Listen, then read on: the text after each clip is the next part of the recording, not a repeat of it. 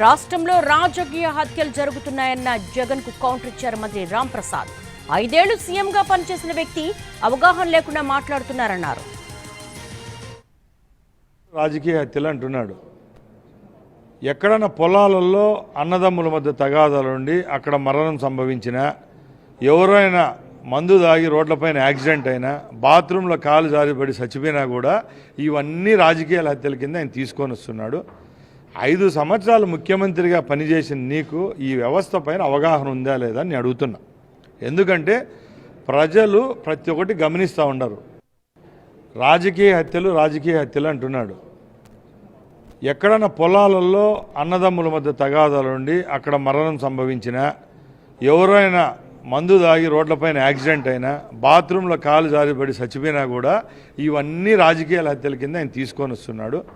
5 సంవత్సరాలు ముఖ్యమంత్రిగా పనిచేసిన నీకు ఈ వ్యవస్థ పైన అవగాహన ఉందా లేదా అని అడుగుతున్నా. ఎందుకంటే